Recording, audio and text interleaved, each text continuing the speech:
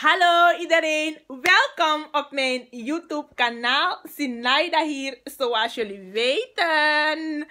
En als je dat niet weet, dan ben je zeker voor het eerst op mijn YouTube kanaal. Welkom, vergeet niet te abonneren, zodat je op de hoogte kunt zijn van alles wat ik deel. Aan de mensen die al geabonneerd zijn op mijn YouTube kanaal wil ik zeggen, kan tankjefunu. Dankjewel, want door jullie is mijn kanaal echt aan het groeien. Thank you. Mensen, woon je niet in Suriname of heb je gewoon niet de tijd gehad, de kans gehad om je taal te leren? Of misschien is de Samakatongo niet eens je moederstaal, maar je wilt het zo graag leren. Dan is mijn kanaal de beste kanaal voor jou om dit te doen. Abonneer daarom op mijn kanaal, mensen.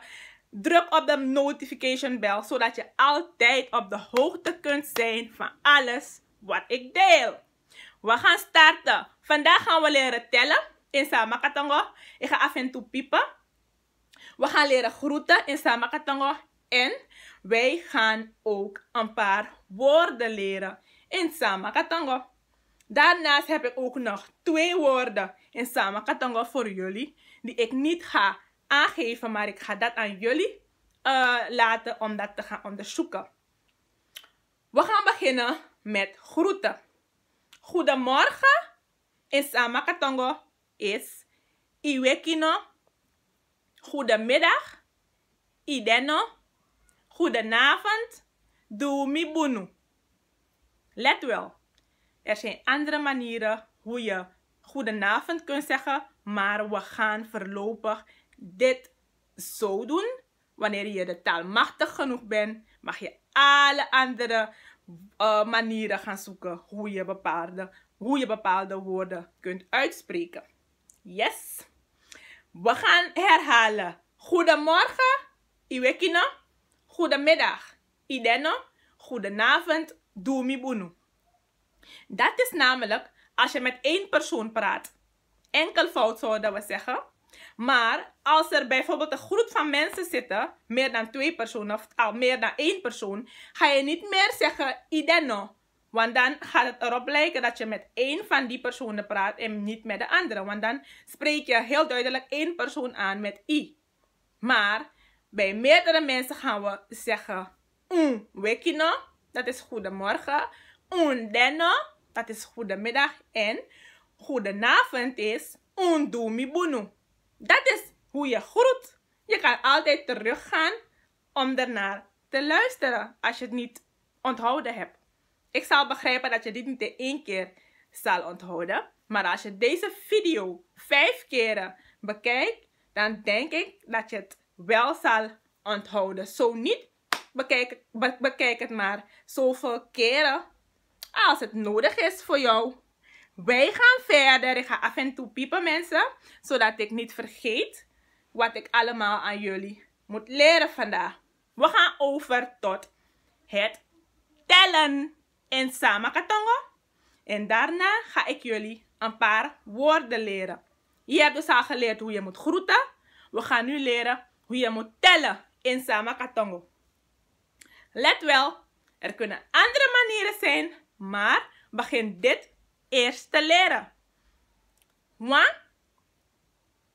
2, 3, 4, 5, 6, 7, 8, 9, 10.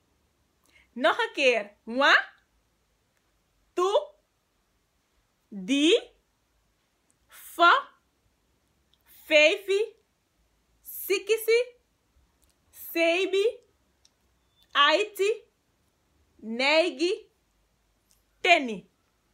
Ik wijs het aan met mijn vingers, zodat je weet welk cijfer ik opnoem. Op deze manier kun je gewoon makkelijk leren tellen in Samakatongo tot 10. Bij de eerstvolgende video's gaan we gewoon leren tellen tot 20 en tot 30 en tot 40, totdat je in Samakatongo kunt tellen tot 1000. Dat is mogelijk. Mensen, ik ga nu verder met de woorden. We gaan beginnen met vader. Vader noemen wij in Samakatongo tata.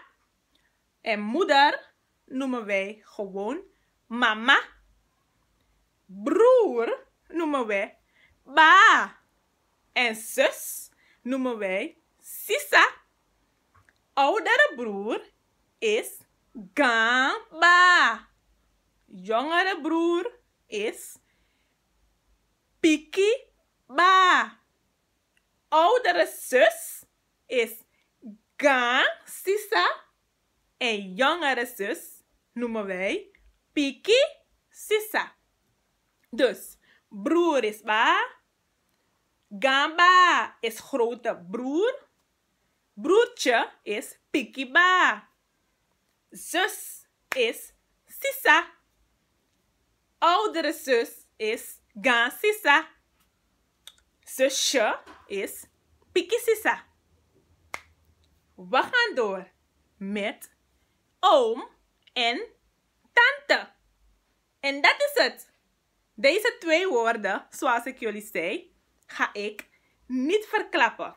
Je oom en je tante. Hoe noem je die in het Samakatongo? Want oom is toch geen Samakatongo en tante ook niet. Wat wel? Laat, als jij weet hoe je je oom en tante in Samakatongo moet noemen, moet je je antwoord onder deze video bij de comments achterlaten, zodat wij het weten.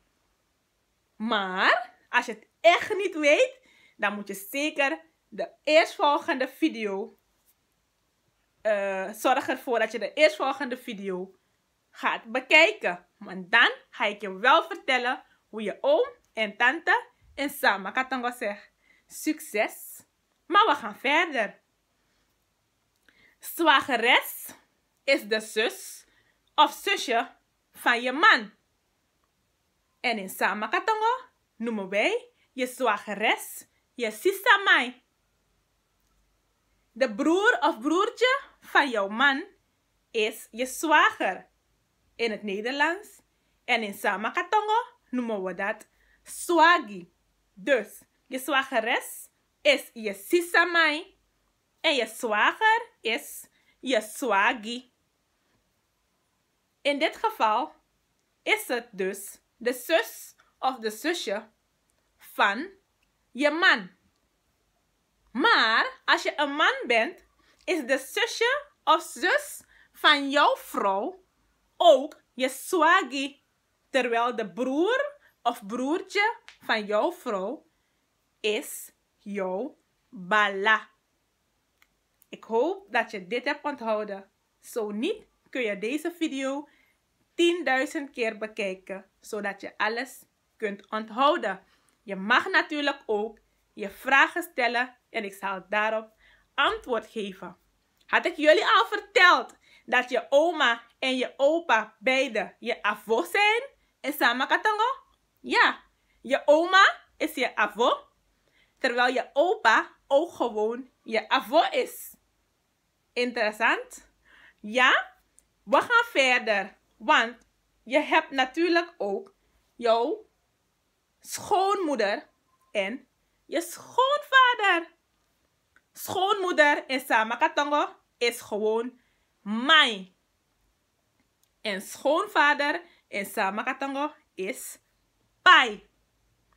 Met deze simpele woorden zijn we aan het eind gekomen van deze video. Mensen, blijf mij volgen om meer te weten, om meer te leren. Er zijn ook mensen die lessen volgen bij mij online. En daar leren we natuurlijk ook veel meer dan op YouTube. Dus als jij ook geïnteresseerd bent, kun je altijd een comment laten onder mijn video, zodat wij verder kunnen gaan met Samakatongo leren. Ik wil jullie hartelijk dank zeggen iedereen die heeft gekeken naar deze video en gelijk ook weer vragen om te abonneren op mijn kanaal. Om deze video te liken en te delen. Gatangifunu. Dat is, dankjewel. Tot de volgende keer.